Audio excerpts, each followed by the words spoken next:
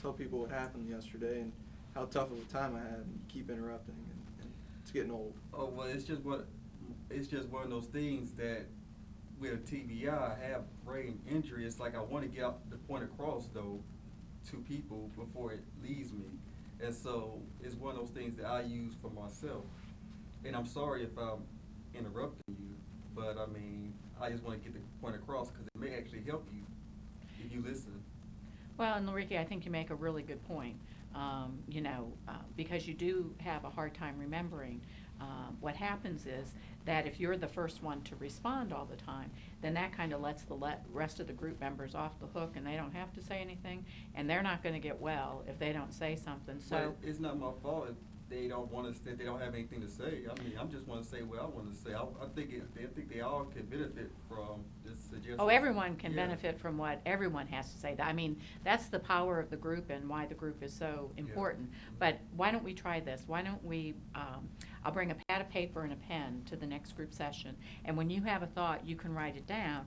And then that way, instead of interrupting like you just did, you can wait and then say, well, I'd like to say, and then you can say that.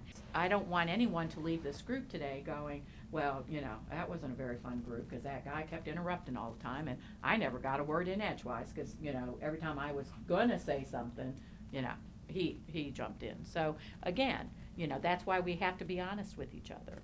And what you might want to do, Larike, is periodically check in with the group members at break time or before group starts or after and just say, what do y'all think? Are we all on the same page? Anybody have anything else to share before we end for today? Any questions or comments? Many counselors also use a coded gesture or word to discreetly indicate to the survivor that his behavior is interfering with the group process. Discuss with the survivor the possibility of using a coded gesture and work together to choose a gesture that is recognizable to the survivor but inconspicuous to others. In this next scene, pay careful attention to the survivor's escalating frustration and the counselor's use of a coded gesture. In this case, the counselor codes the gesture by placing her hand on the survivor's shoulder to indicate that his anger is becoming elevated.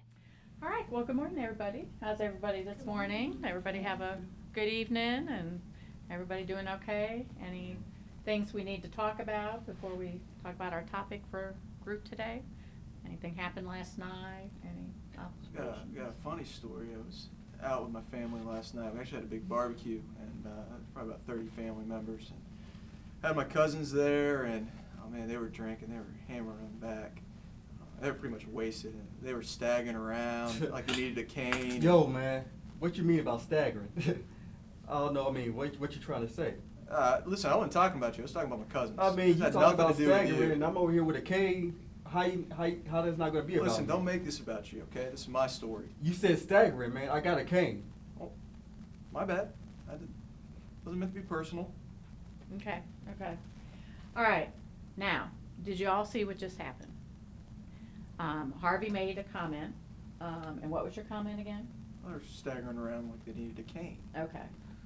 And Larike, You how see did a you? cane. You see a cane, and you talking about idiots, and a cane talking about staggering around. How you and I'm in the room with you. How you think that made me feel, man? Can you My answer bad. My bad. Sorry.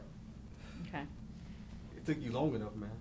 In conclusion, it is important to remember that behavioral and cognitive impairment after TBI is not a result of a personality disorder or mental illness.